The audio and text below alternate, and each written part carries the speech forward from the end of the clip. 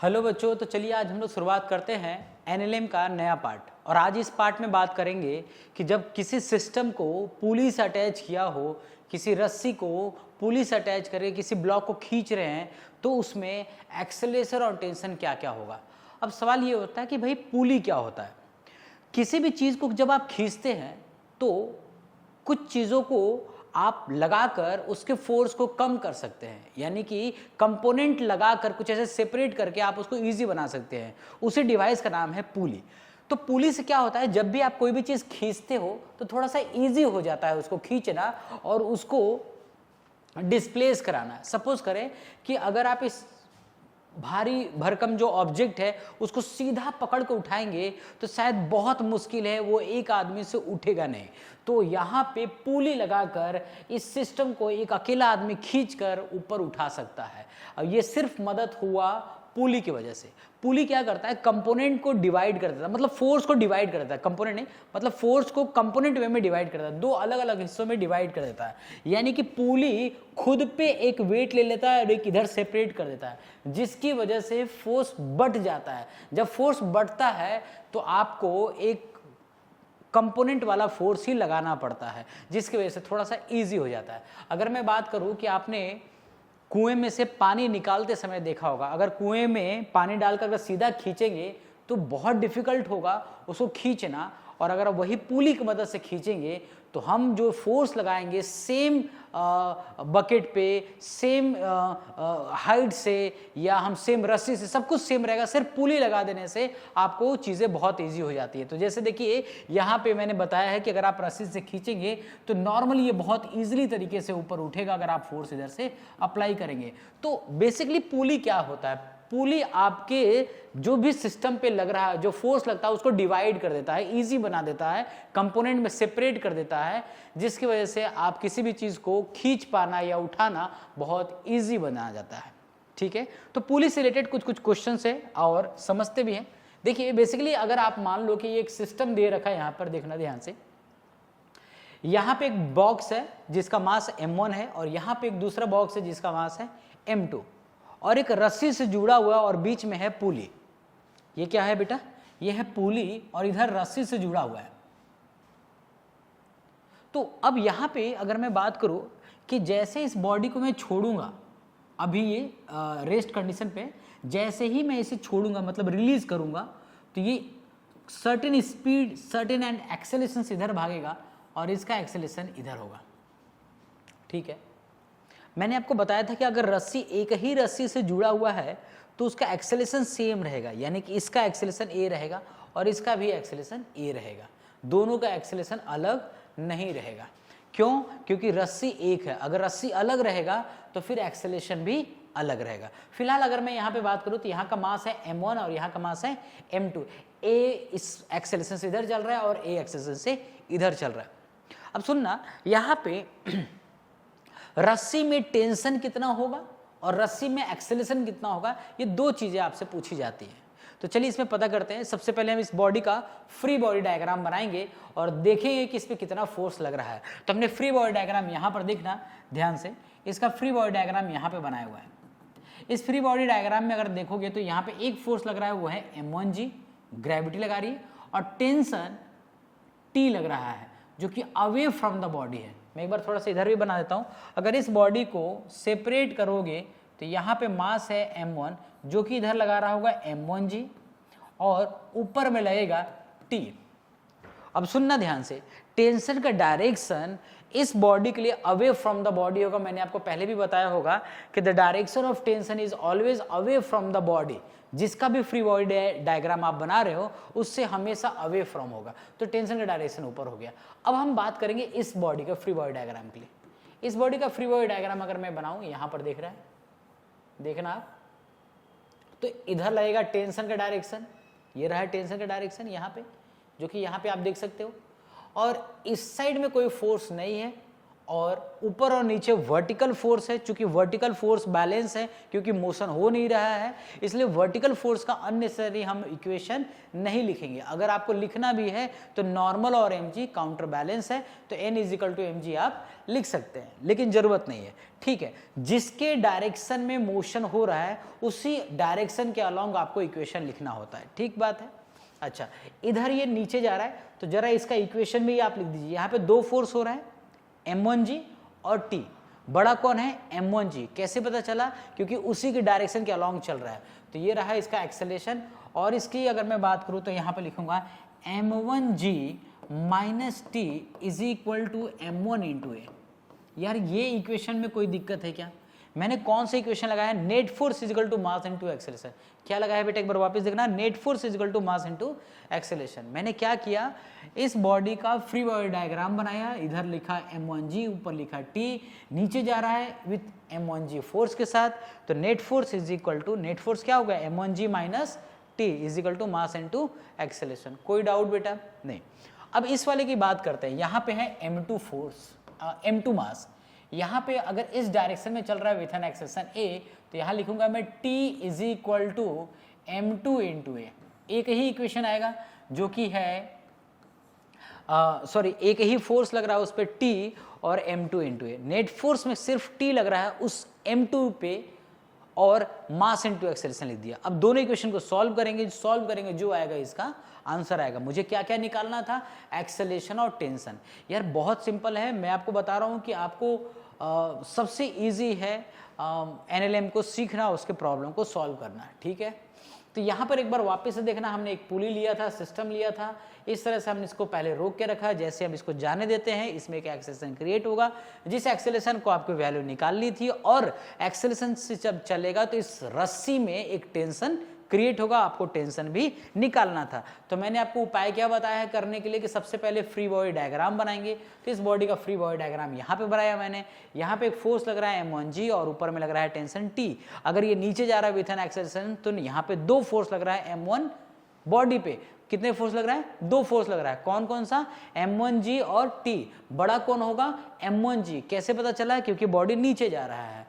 और m2 पर एक ही फोर्स लग रहा है t, पीछे कोई फोर्स नहीं लग रहा है। क्यों नहीं लग रहा है? क्योंकि कोई फ्रिक्शन नहीं है। अगर फ्रिक्शन होता तो शायद पीछे फोर्स लगता, लेकिन मैंने आपको बता रखा है कि इस चैप्टर में हम लोग सिर्फ विदाउट फ्रिक्शन की बात करेंगे। आई गेस आपको यहाँ तक क्लियर है। आगे चलते हैं बेटा।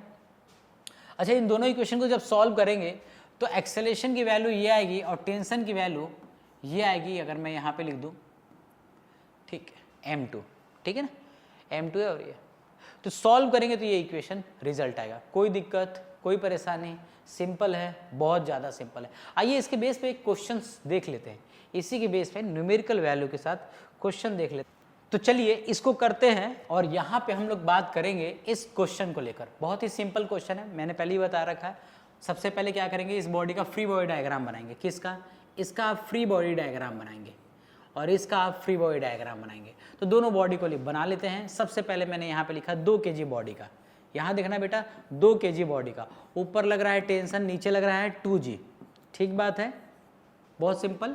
यहाँ पे इंक्लाइन के लिए अगर मैं बात करूँ तो इंक्लाइन के लिए क्या होगा, यहाँ पे है 6, तो इधर होगा एक फोर्स लगेगा जो कि होगा mg साइन थीटा, मतलब 6g sine theta, 6g sine theta.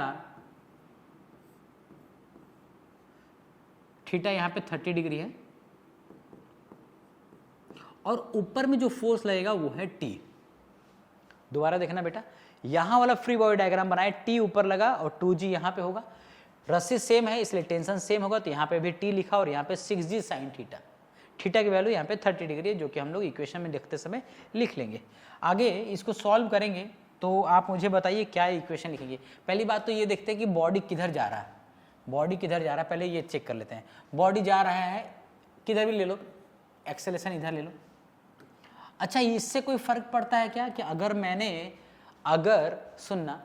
मैंने गलती से इस साइड ले लिया कि बॉडी इधर जा रहा है और जा इधर रहा था, तो क्या उससे कोई फर्क पड़ेगा? तो उससे कोई फर्क नहीं पड़ता है, सिर्फ एक्सेलरेशन नेगेटिव आ जाएगा। भाई अगर आप मान लीजिए आपने एक्सेलरेशन उधर नहीं लिया जिधर एक्चुअली में मोशन हो रहा था, तो सिर्फ एक्सेलरेशन नेगेटिव आ जाएगा।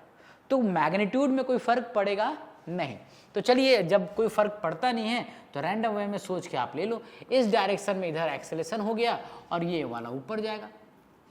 तो अगर ये नीचे जा रहा है तो इक्वेशन होगा 2g minus T is equal to 2a। कोई दिक्कत, कोई परेशानी नहीं। यहाँ पे इक्वेशन लिखेंगे t माइनस साइन 30 डिग्री, तो यहाँ पे कितना होगा 3g, ठीक है ना, हाफ हो जाता है साइन 30 1/2 और इज इक्वल टू 6 इंटू ए। दो इक्वेशन लिखे, एक इक्वेशन यहाँ पे और दूसरा इक्वेशन यहाँ पे। क्या दोनों इक्वेशन को सॉल्व करेंगे और हमारे पास आ जाएगा a एंड t। जितने अननोन होते हैं उतने इक्वेशंस लिखने ही पड़ते हैं और उतने इक्वेशन बन ही जाते हैं, है ना। तो यहाँ पे अननोन कितने थे, दो, एक्सेलेरेशन और टेंशन, इसलिए दो इक्वेशन लिखा गया। दोनों इक्वेशन को सॉल्व करते हैं। आइए फटाफट जल्दी से देखते हैं दोनों इक्वेशन को क्या क्या है। सबसे पहले हम लोग यहाँ पे बात कर लेते हैं, हाँ इसी के नीचे ही लिख देते हैं, चलेगा, कोई दिक्कत नहीं है, इसी के नीचे ही लिख देते हैं। चलो 2g minus T equal to 2a था, इसको यहाँ पे लिख लेते हैं, सॉल्व कर ले यहाँ पे। चलो मूव कर लेते हैं भैया, ठीक है, यहाँ पे ले आते हैं, सॉल्व करें। अब दोनों इक्वेशन को सॉल्व करेंगे तो क्या आएगा, देखो सबसे पहली बात, दोनों इक्वेशन को आप क्या कर दो, सबट्रैक्ट कर दो, सॉरी ऐड मैंने ले लिया, सबट्रैक्ट करना है। दोनों इक्वेशन को क्या करना है, सबट्रैक्ट करना है। जैसे आप सबट्रैक्ट करोगे तो ये वाला, अरे ऐड ही करना था, सॉरी बेटा। जैसे आप दोनों इक्वेशन को ऐड करोगे, सबट्रैक्ट नहीं, क्योंकि यहाँ पे माइनस या प्लस है तो पहले तो टी गायब हो जाएगा। तो दोनों इक्वेशन को ऐड कर लो आप, तो कितना बनेगा यहाँ से 2g minus 3g minus g is equal to, add कर रहे हैं मतलब यहाँ पे माइनस है तो ऐड करेंगे तो माइनस ही होगा ना, और यहाँ पे 6 और 2 8a। सो यहाँ से अगर मैं बात करूँ a is equal to g by 8 minus sign. देखिए माइनस साइन आपको बता दिया, माइनस साइन बता दिया कि डायरेक्शन जो आपने लिया है वो गलत लिया है। डायरेक्शन एक्चुअली में ये वाला इधर जा रहा है और ये वाला ऊपर आ रहा है। तो मैंने आपको पहले ही बोला था कि उससे कोई फर्क नहीं पड़ता है कि आप किधर भी डायरेक्शन ले लो। एक बार वापस देखना बेटा, एक बार वापस देखना, मैंने क्या बताया कि अगर बॉडी ऊपर जा रहा है और ये वाला नीचे आ रहा है, ये वाला बॉडी ऊपर जा रहा है और ये वाला बॉडी नीचे आ रहा है, तो उस सिचुएशन में क्या करेंगे, उस सिचुएशन में आपको इस तरह से लेकर इक्वेशन लेकर बनाया आपने, ठीक है ना, फ्री बॉडी डायग्राम बनाया, इसको नीचे ले लिया। अगर मैंने जो डायरेक्शन लिया वो गलत ले लिया, एक्सेलेरेशन का, गलत तो नहीं कहेंगे लेकिन हमने रैंडम वे में कुछ भी अप्रोच करके ले लिया, लेकिन अब हमारा जो डायरेक्शन आ रहा है वो एक्सेलेरेशन जो आ रहा है वो माइनस साइन के साथ आ रहा है, तो इसका मतलब क्या होगा, ये इधर जाना चाहिए था, ये ऊपर जाना चाहिए था। तो इससे कोई फर्क पड़ता बिल्कुल भी नहीं है। कोई दिक्कत बेटा, दोबारा सुनना, हमने इसका फ्री बॉडी डायग्राम बनाया, इक्वेशन लिखा, सॉल्व किया, आंसर आया। तो आप इस तरह से कोई भी क्वेश्चंस आप आराम से लगा सकते हैं, कोई दिक्कत नहीं, बहुत ही सिंपल क्वेश्चन होते हैं। आइए एक और क्वेश्चन देखते हैं। यहाँ पे अगर इस तरह का क्वेश्चन होगा तो इसमें क्या करेंगे, तो फ्री बॉडी डायग्राम बनाएंगे। तो सबसे पहले इसका फ्री बॉडी डायग्राम यहीं पे बना लेते हैं, देखते हैं यहाँ पे फ्री बॉडी डायग्राम क्या होगा। फ्री बॉडी डायग्राम तो देखिए सबसे पहले इस तरह से अगर मैं बात करूँ तो इधर होगा 4g साइन थीटा, क्या होगा बेटा 4g साइन थीटा, क्या होगा बेटा 4g साइन थीटा। तो लिख देते हैं यहाँ पे 4g साइन थीटा मतलब 60 डिग्री, कोई दिक्कत। अच्छा, इस डायरेक्शन में तो आप जान ही रहे हैं कि यहाँ पे टेंशन होगा। यहाँ पे अगर मैं बात करूँ, यहाँ की अगर मैं बात करूँ तो इस डायरेक्शन पे जो होगा, इस डायरेक्शन में जो होगा वो होगा टेंशन। यहाँ पे क्या होगा बेटा टेंशन, और इसके पीछे में कोई फोर्स लग नहीं रहा है। तो यहाँ पे कितने इक्वेशंस बन रहे हैं, दो, मतलब यहाँ पे कितने फोर्स लग रहे हैं, दो, एक 4g साइन थीटा और t। अब सवाल ये है कि किधर चल रहा हुआ है, तो ऑफ कोर्स इसमें तो कोई दिक्कत ही नहीं है, इसका एक्सेलेरेशन इधर ले लेते हैं, इसका एक्सेलेरेशन इधर लेते हैं, और ये तो कभी इधर जा ही नहीं सकता ना, ये जब भी जाएगा तो इधर ही जाएगा, तो इसमें कोई डाउट वाली बात है ही नहीं, किधर भी आप ले लो। तो यहाँ पे लिखते हैं 4g sine 60 degree, 4g sine 60 degree minus t is equal to 4 into A, ये इक्वेशन हो गया। यहाँ पे लिखते हैं t is equal to 2a, यहाँ पे रहा दूसरा इक्वेशन। दोनों इक्वेशन को सॉल्व करते हैं, यहाँ पे ऐड कर देते हैं इक्वेशन को, तो ये वाला कैंसिल आउट हो जाएगा। 4g साइन 60, साइन 60 की वैल्यू होगा √3/2, तो 4g √3/2 it becomes 2g √3 is equal to, यहाँ पे आएगा 6a, तो यहाँ पे a is equal to 2g √3/6, that means 3 आया, तो यहाँ पे आ जाएगा g/√3 इसका आंसर।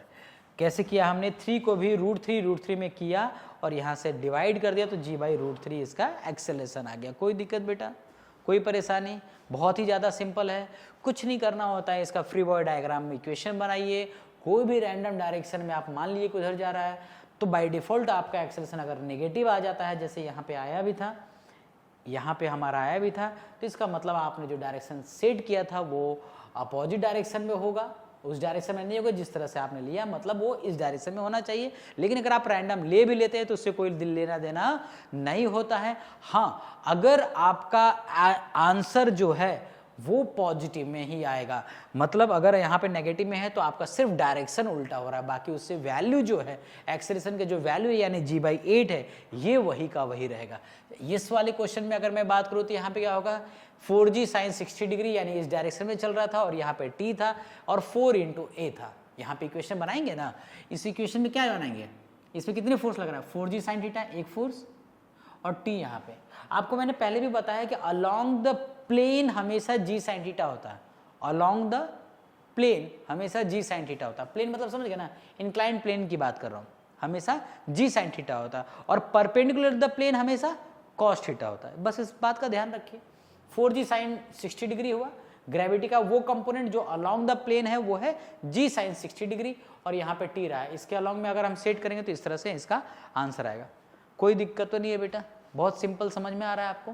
क्या करना होता है, फ्री बॉडी डायग्राम बनाना है, फ्री बॉडी डायग्राम बनाना है, आपको एक तरफ सेट करना है कि किस तरफ मोशन हो रहा है, इक्वेशन लिखना है, सॉल्व करना है, कोई दिक्कत वाली बात है नहीं, बहुत ही ज़्यादा सिंपल होता है और बहुत सिंपल तरीके से इसको सॉल्व किया जा सकता है।